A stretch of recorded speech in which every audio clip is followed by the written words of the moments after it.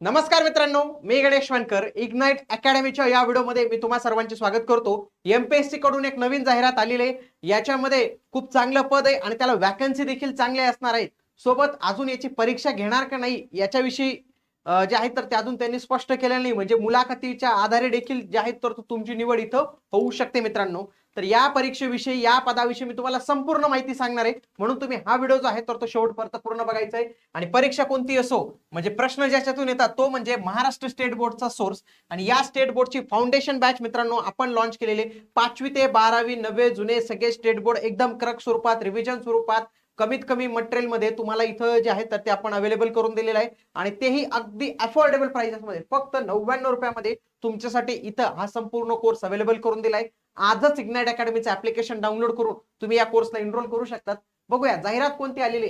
जाहिरात आलेली मेडिकल ऑफिसरची. बघा, वैद्यकीय अधिकारी ग्रुप बी मेडिकल ऑफिसरचं पद आहे मित्रांनो. जागा कमी नाहीत, जागा 297 जागा आहेत. म्हणजे या पदासाठी या खूप मोठ्या आपण रिक्त जागा ज्या आहेत त्या म्हणू शकतो. बाकी इथे एससी एसटी ओबीसी यांना पण दिलेल्या आहेत. ओपनला पण चांगल्या जागा आहेत. यावेळी ओपनला 92 जागा आहेत जवळपास. आणि बाकी तुम्ही जर पाहिलं कॅटेगरी वाईज पण खूप चांगल्या जागा आहेत. म्हणजे तुमच्या परिवारात जर कोणी एमबीबीएस वाला असेल तर हा व्हिडिओ त्याला आत्ता शेअर करा, कारण की त्याच्यासाठी ही खूप मोठी संधी असणार आहे. अर्ज जे आहेत तर ते 20 मार्च 2026 पासून सुरू होणार आहेत आणि 9 एप्रिल ही त्यांची लास्ट डेट जी आहे तर ती असणार आहे. याच्यामध्ये लक्षात घ्या, ज्यांचं ईडब्ल्यूएस प्रमाणपत्र आहे, ईडब्ल्यूएस कॅटेगरीचे, तर त्यांना 25-26 किंवा 26-27 या दोघांपैकी कोणत्याही वर्षाचं जर तुमच्याकडे ईडब्ल्यूएस सर्टिफिकेट असेल तरी चालणार आहे. आपले ओबीसी एनसीएल कार्यकर्ते त्यांच्यासाठी लक्षात घ्या, 26-27 किंवा 25-26 या आर्थिक वर्ष, या दोघांपैकी कोणत्याही आर्थिक वर्षात जर तुमचं एनसीएल हे व्हॅलिड असेल तरी तुम्ही फॉर्म भरू शकता. आता मेन म्हणजे पात्रतेच्या आधी आपण थोडा पगार बिगार जाणून घेऊया, कारण की अप्लाय करायचं आपल्याला. पगार याचा S20 म्हणजे उपजिल्हाधिकारी याला जेवढा पगार असतो तेवढा पगार तुम्हाला मिळणार आहे डायरेक्ट डेप्युटी कलेक्टर लेवलचा S20. 56,100 1,77,500. 1 जुलै 2026 रोजी तुमचं एज कॅल्क्युलेट होणार आहे. किमान वय 19 पाहिजे आणि जास्तीत जास्त ओपन वाल्यांसाठी 38 आणि कॅटेगरी ईडब्ल्यूएस आणि अनाथांसाठी किती पाहिजे, 43 वर्षाची इथं अट जी आहे तर ते टाकून दिलेले आहे बघा. आणि इथं एक काम भारी केलेलं आहे, एक्सपिरियन्स मागितलेलाच नाही, बिना अनुभवाची पोस्ट आहे. एमबीबीएस डिग्री पाहिजे फक्त.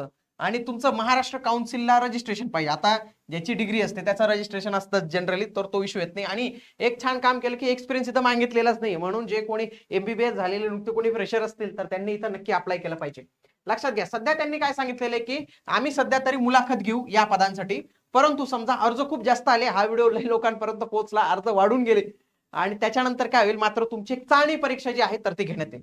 मग या चाळणी परीक्षेचा अभ्यासक्रम काय असेल, त्याचं पेपर माध्यम काय असेल, परीक्षा ऑनलाईन होईल ऑफलाईन होईल, परीक्षेचा दिनांक काय असेल, या सगळ्या गोष्टी आयोगाच्या वेबसाईटवर आणि तसेच तुम्हाला आपल्या या चॅनलवर जे आहे तर ते नक्कीच बघायला जे आहे तर ते मिळणार आहे. परीक्षा शुल्क काही एवढं जास्त नाही आहे. परीक्षा शुल्क आता हे कागदपत्र एमपीसीचा फॉर्म भरताना लागतात 394 आणि 294 रुपये एवढं परीक्षा शुल्क जे आहे तर ते इथं आहे. बस एवढीच त्यांनी इन्फॉर्मेशन इथं जे आहे तर ती इथं दिलेली आहे. बाकी या पदाविषयी इतर काही अपडेट्स तुम्हाला भविष्यात आली तर तुम्हाला या चॅनलवर पाहायला मिळणार आहे. भेटूया पुढील व्हिडिओमध्ये. तोपर्यंत जय हिंद, जय महाराष्ट्र, धन्यवाद.